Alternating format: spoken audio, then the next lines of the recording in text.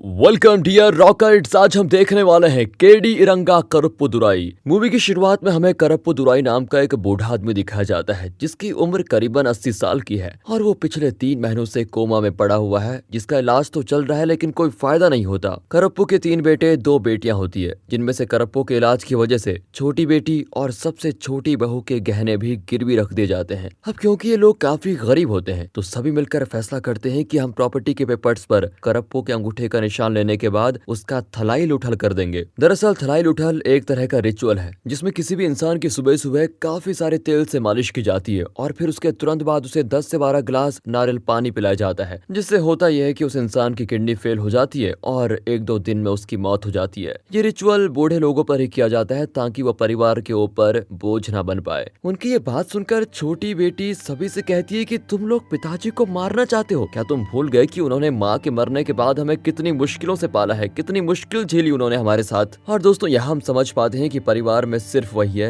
जिसे करप्पू से प्यार है, बाकी सभी तो उसकी बात पर बिल्कुल ध्यान ही नहीं देते। अब जब ये सभी बातें हो ही रही होती है तभी करप्पू कोमा से बाहर आ चुका होता है। वो भी ये सब कुछ सुन लेता है। उसे ये जानकर काफी दुख होता है कि जिन बच्चों को उसने इतनी मुश्किलों से इतनी तकलीफों से पाला, आज वही उसको मारने का प्लान बना रहे हैं। इसके बाद जब सभी अंदर आते हैं तो देखते हैं कि वहाँ करप्पू है ही नहीं, क्योंकि वो अपने इस घर को छोड़कर पीछे के रास्ते से निकल चुका है। वो जाके थक कर एक जगह बैठ जाता है जहाँ करप्पू की हालत को देखकर बाइक से जा रहा एक आदमी उसको पानी पिलाता है। फिर करप्पू के कहने पर वो उसे बस स्टॉप पर छोड़ देता है, जहाँ करप्पू एक बस को देखकर उसमें जाकर बैठता है और कंडक्टर को कहता है कि जहाँ तक ये बस जा रही है वहां तक का टिकट कटवा लो। दूसरी तरफ करप्पू के परिवार वाले उसे हर तरफ ढूंढ रहे होते हैं पर वो उन्हें कहीं भी नहीं मिलता। अगली सुबह एक जगह पहुंचकर करप्पू की बस खराब हो जाती है तो ड्राइवर सभी को वहां उतार कर बोलता है, आप लोग यहीं इंतजार करो, दूसरी बस 10 मिनट में आकर आपको लेके जाएगी। करप्पू इतने दिनों से कोमा में पड़ा हुआ था, वो काफी कमजोर हो चुका है, साथ ही उसे भूख भी लगी होती है, इसलिए वो पास ही के मंदिर में लाइन लगाकर प्रसाद लेने के लिए जाता है और थक कर वहीं सो जाता है। यहाँ आंख लगने की वजह से उसकी बस भी छूट गई है और उसे इस तरह सोता हुआ देखकर एक कोटी नाम का बच्चा उसे आकर जगा देता है। वो करप्पू से कहता है कि यहाँ से हटो, मेरी जगह है ये। यहाँ कोटी को देखकर करप्पू हंसने लग जाता है। उसी दौरान उस समय एक चाय की दुकान दिखाई देती है उसे। अब क्योंकि वो घर से कुछ पैसे लेकर निकला था तो उसके पास बस के किराए और एक कप चाय पीने तक के पैसे होते ही हैं। उस छोटी सी दुकान में करप्पू को पता चलता है कि वहाँ मटन बिरयानी मिलती है, जो कि करप्पू को काफी पसंद होती है। वो कई बार उस दुकानदार से एक ही बात पूछ रहा होता है कि ये मटन बिरयानी कितनी देर में बनकर तैयार हो जाएगी और एक प्लेट का दाम कितना है। इसी दौरान वहाँ पर मुथु नाम का एक आदमी आता है। वो करप्पू को बताता है कि करीब 12 बजे तक बिरयानी रेडी हो जाएगी और इसका एक प्लेट का दाम है 100 रुपया। ये जानकर करप्पू वापस उसी मंदिर में जाता है जहाँ के पुजारी से उसकी जल्दी दोस्ती हो जाती है। वो उस पुजारी के लिए बर्तन वगैरह धोने से लेकर मंदिर की साफ सफाई सब कुछ करता है। तभी वहाँ पर कोटी कहीं से घूमते हुए आता है, जिसको देखकर पंडित जी कहते हैं कि देखो इस बूढ़े इंसान को, कितना काम कर रहा है और एक तुम हो जो काम से जी चुराकर दिन भर मस्ती करते रहते हो। कोटी करप्पू को देखकर उसका मजाक उड़ाने लगता है। इस पर पंडित जी उसको डांटने लग जाते हैं और कोटी गुस्सा होकर चला जाता है। यहाँ पंडित जी करप्पू से कहते हैं कि आप कोटी की बातों का बुरा न मानना, वो दिल से बहुत ही अच्छा बच्चा है, बस उसे गुस्सा ज्यादा आता है और वो दिन भर मस्ती करता रहता है। आगे पंडित जी कोटी के बारे में बताते हैं कि असल में कोटी को उसके माँ बाप इस मंदिर में पैदा होते ही छोड़ गए थे। न जाने उनकी क्या मजबूरी रही होगी, मगर कोटी काफी होशियार बच्चा है और मैं चाहता हूँ कि वो शहर के बड़े स्कूल में पढ़े, जिसके लिए मैं पैसे भी जोड़ रहा हूँ। अब क्योंकि करप्पू इंतजार नहीं कर पा रहा होता है तो वो बस बार बार उस दुकान में जाकर बिरयानी के बनने के बारे में पूछता रहता है, जिस पर दुकान वाला उससे कहता है कि आप आखिर हो कौन, मैंने आपको यहाँ कभी तो देखा नहीं। वो इससे पहले और सवाल करता तभी वहाँ पर कोटी आ जाता है, जो कि दुकान वाले से कहता है इसे बिरयानी खिलाने से पहले ये तो देख लो कि इसके पास पैसे भी हैं या नहीं, जो कि करप्पू के पास होते नहीं, इसलिए उसे दुकान से जाना पड़ता है। अब कोटी करप्पू के मंदिर में आने से पहले वहाँ के पुजारी से बताता है कि करप्पू मटन बिरयानी खाकर आ रहा है। ये बात सुनकर पंडित जी करप्पू को वहीं रोक देते हैं और कहते हैं कि आप नॉनवेज खाकर मंदिर में नहीं आ सकते, इसलिए जाकर कहीं और सो जाइए। यहाँ करप्पू पंडित से कहता है कि मैं बिरयानी खाया नहीं, लेकिन पंडित उसकी बात का विश्वास नहीं करते, इसलिए करप्पू को वहाँ से क्या करता बेचारा जाना ही पड़ता है। फिर वो रास्ते में खेत को देखकर रुकता है और उस खेत के मालिक को अच्छी खेती करने की कुछ टिप्स देता है, क्योंकि उसे खेती के बारे में काफी कुछ पता होता है। अब वो आदमी करप्पू की टिप्स से इतना खुश होता है कि उसे खुश होकर वो 100 रुपए दे देता है, जिसको लेकर करप्पू तुरंत मटन बिरयानी खाने के लिए वहाँ पहुँच जाता है। अब क्योंकि करप्पू ने काफी दिन से बिरयानी नहीं खाई तो वो काफी चाव से स्वाद लेकर मस्त तरीके से खा रहा होता है, जिसको ऐसा खाते हुए वहाँ आ रहे लोगों को लगता है कि ये बिरयानी बहुत ही स्वादिष्ट होगी और सभी बिरयानी खाने लग जाते हैं, जिस कारण कुछ कुछ ही देर में पूरी बिरयानी खत्म हो जाती है और वो दुकानदार काफी खुश होता है। वो करप्पू से कहता है कि कल भी आप इसी टाइम आ जाना, बिरयानी आपको रेडी मिलेगी। दूसरी ओर करप्पू के बेटे उसे ढूंढने की जिम्मेदारी अजीत नाम के एक आदमी को देते हैं जो कि इन्हीं कामों में एक्सपर्ट होता है। अजीत करप्पू के बारे में काफी पूछताछ वगैरह करता है, साथ ही उसे करप्पू की रस्सी बांधने की कला के बारे में भी पता चलता है। फिर जल्दी उसे ढूंढने पर वो बाइक वाला आदमी मिल जाता है जिसने करप्पू को बस स्टॉप पर छोड़ा था। वो बाइक वाला करप्पू की फोटो दिखाकर अजीत को सब कुछ बता देता है। इसी दौरान कुछ ऑफिसर्स मंदिर एडमिनिस्ट्रेटर से पूछताछ करने के लिए आते हैं क्योंकि पिछले कुछ महीनों से इस मंदिर से कम पैसे आ रहे हैं, मतलब कि पेपर्स में कम पैसे शो किए गए थे। इसी बीच वहाँ कूटी आकर कहता है कि आप ऐसा कैसे कह सकते हो। हर एडमिनिस्ट्रेटर सर सारे पैसे लेकर अपने घर जाते हैं और वहाँ आराम से गिनने के बाद ही लाते हैं। उसकी इस बात को सुनकर ऑफिसर्स एडमिनिस्ट्रेटर्स के घर की तलाशी लेते हैं और एडमिनिस्ट्रेशन के ऊपर इंक्वायरी करने का फैसला करते हैं। अब उनके जाने के बाद इस तरह से बोलने के लिए एडमिनिस्ट्रेटर कूटी को मारने लगता है, जिस बात से नाराज होकर कूटी अपना बैग लेकर वहाँ से निकल जाता है। वो जब उदास होकर एक नदी किनारे बैठता है तभी वहाँ पर करप्पू आता है। वो कूटी को ऐसे देखकर उससे बात करने की कोशिश करता है, लेकिन कूटी उसकी बातों का कोई जवाब देता ही नहीं। पर कूटी आखिर एक बच्चा ही तो है, वो जल्दी सब कुछ भूलकर करप्पू से बातें करता है और जल्द ही उनकी दोस्ती हो जाती है। कूटी करप्पू दुराई का नाम सुनकर काफी हंसता है। वो कहता है कि भला किसी आदमी का ऐसा नाम भी हो सकता है क्या। फिर कूटी वहाँ करप्पू को केडी का नाम देता है। फिर दोनों को कुछ देर के बाद हम एक मंदिर में देखते हैं जहाँ केडी कूटी से कहता है कि मेरे बेटों ने मुझे मारने की साजिश की। इस पर कूटी कहता है कि आखिर आप इस बात को लेकर इतने उदास क्यों हो। मुझे देखो, बचपन में मेरे ही माँ बाप ने मुझे त्याग दिया था, फिर भी मैं हमेशा खुश रहता हूँ। यहाँ हम देखते हैं कि एक बूढ़ा आदमी जिसे उसके अपने घर वालों से भागना पड़ा और इस छोटे लड़के को देखिए, इनके नजरिए में कितना फर्क है। वो दोनों एक दूसरे से अपना दुख बांटकर काफी खुश होते हैं। अगली सुबह दोनों उसी मंदिर के पास एक झोपड़ी बनाते हैं। तभी वहाँ पर मुथु इनको देख लेता है और केडी से कहता है कि मैं पास ही में रहता हूँ, अगर कभी कोई काम हो तो मुझे जरूर बताइएगा। इसके बाद केडी और कूटी नदी के पानी में नहाते हैं, फिर साथ में एक थिएटर में मूवी देखने जाते हैं। इस तरह दोनों काफी इंजॉय करते हैं।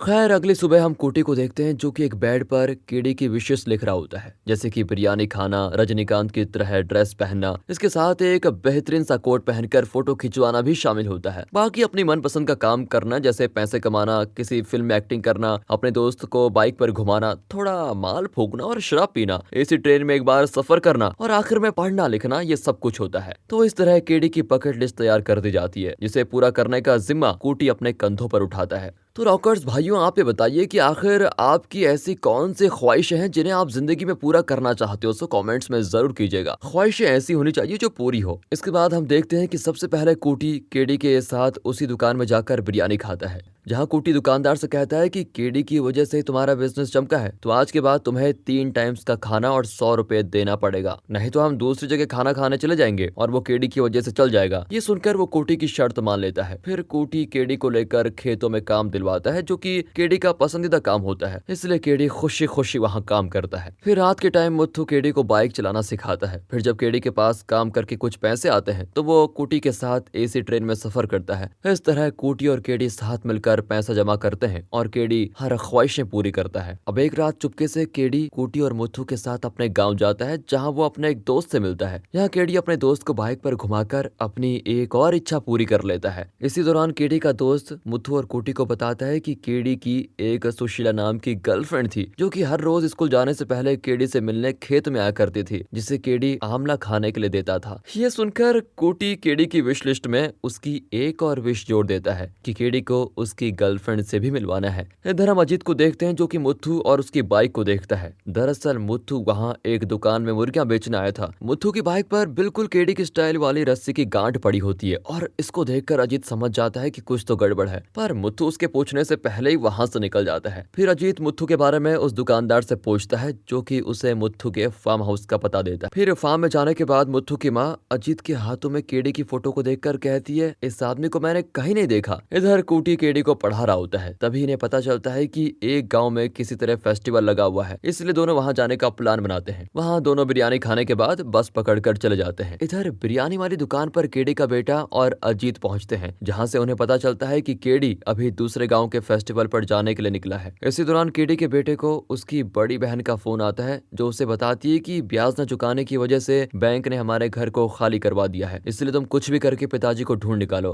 केडी का बेटा तो अजीत पे भड़क जाता है क्योंकि वो अभी तक केडी को नहीं ढूंढ पाया। यहाँ अजीत केडी के बेटे से 4 दिन का समय मांगता है। वो कहता है कि इतने दिन के बीच मैं केडी को तुम्हारे सामने किसी भी कीमत पर लेके आ जाऊंगा। वहीं उधर केडी और कूटी फेस्टिवल में पहुंच जाते हैं जहाँ केडी एक कॉस्ट्यूम वाले से कोट उधार पे लेकर उसमें फोटो खिंचवाता है। फिर इसके बाद केडी एक औरत को माल बेचते हुए देखकर उससे भी खरीद लेता है। फिर रात में केडी कूटी के साथ एक नाटक में भाग लेता है। इसी दौरान वहाँ अजीत केडी को ढूंढते हुए पहुंच जाता है। इधर केडी और कूटी को पहला प्राइज मिलता है, जिस कारण माइक पर केडी का नाम सुनकर अजीत सीधे स्टेज पर पहुंचता है, पर तब तक दोनों निकल चुके हैं। अब अजीत केडी की फोटो लेकर उसी कॉस्ट्यूम वाले के पास पहुंचता है जो कि अजीत से बताता है कि इन दोनों ने मुझसे कपड़े किराए पर लिए थे, पर शायद वो यहाँ से जा चुके हैं। ये सुनकर अजीत उसके पैसे देता है और रजिस्टर से केडी का एड्रेस लेता है। जिसके जाने के कुछ देर बाद केडी और कूटी वहाँ कपड़े लौटाने आते हैं तो उसे दुकान वाला बताता है कि एक आदमी तुम्हारे बारे में पूछताछ कर रहा था, उसी ने इसके पैसे भी दिए हैं। केडी यहाँ समझ चुका है कि उसके घर वाले उसे ढूंढ रहे हैं, इसलिए वो कूटी से कहता है कि हम अब वापस नहीं जाएंगे बल्कि यहाँ से सीधा सुशीला से मिलने उसके गाँव जाएंगे। इस बात को सुनकर ये चीज कूटी कॉल करके मुथु को बता देता है, जो कि कूटी से कहता है कि तुम लोग जहाँ जा रहे हो उसी के पास एक गाँव में मैं प्ले के लिए जा रहा हूँ, इसलिए मुझे वहीं मिलो, मुझे कुछ जरूरी बात करनी है। फोन रखने के बाद कूटी वहाँ शराब की दुकान देखता है जहाँ से वो केडी के लिए एक बोतल लेने की कोशिश करता है, पर उसे अंदर घुसने भी नहीं दिया जाता। अब ये सब कुछ वहाँ खड़ा एक आदमी देख रहा होता है जो कि यहाँ कई सारी बोतल्स खरीदने आया है। कूटी उस आदमी से कहता है कि आप पैसे लेकर मुझे एक बोतल दे दो, मुझे अपने दादाजी के लिए चाहिए। ये सुनकर वो आदमी कहता है कि बेटा मैं एक फिल्म मेकर हूँ और तुम मेरे सामने एक्टिंग करके मुझे बेवकूफ बना रहे हो। अब कूटी को जैसे ही पता चलता है कि वो आदमी फिल्म मेकर है तो वो पूछता है कि आपकी फिल्म की शूटिंग कब और कहाँ होने वाली है। ये सुनकर वो कूटी को सब कुछ बताने के साथ उसे एक बोतल भी देता है, जिसे अब कूटी केडी को लेकर दे देता है तो वो बहुत ही खुश होता है। इसके बाद केडी कूटी के साथ मुथु से मिलने जाता है जो कि बीच बीच में अपने काम के साथ प्ले नाटक की वगैरह की बात भी करता है। वो केडी से कहता है कि मुझे पुजारी जी ने कॉल किया था, वो कह रहे थे कि कूटी के स्कूल का इंतजाम हो गया है, उसके लिए कूटी को चेन्नई जाना होगा, वो अब वहीं रहेगा और वहीं पढ़ेगा भी। ये बात सुनते ही केडी कहता है कि मैं कूटी को खुद से कभी अलग नहीं करूंगा। फिर अगली सुबह कूटी केडी को लेकर उस जगह पहुंचता है जहाँ शूटिंग चल रही है। कूटी को पता चलता है कि एक्टिंग करने वाला एक आदमी नहीं आया, इसलिए कूटी उस फिल्म मेकर से केडी के बारे में बताता है और वो केडी को फिल्म में रोल देने के लिए तैयार हो जाता है। यहाँ पर केडी को एक मरे हुए आदमी का रोल करना है जिससे वो खुशी खुशी करता है। फिर आखिरी विश पूरी करने के लिए केडी कूटी के साथ सुशीला से मिलने भी पहुंच जाता है, जो कि पहले तो केडी को नहीं पहचानती, पर याद दिलाने के बाद उसे केडी याद आ ही जाता है कि केडी उसे मिलकर हमेशा उसे आमना देता था। दोनों को अच्छे से बातें करता देखकर कूटी उन्हें वहाँ अकेला छोड़कर बाहर आ जाता है ताकि दोनों खुलकर बातें कर सके।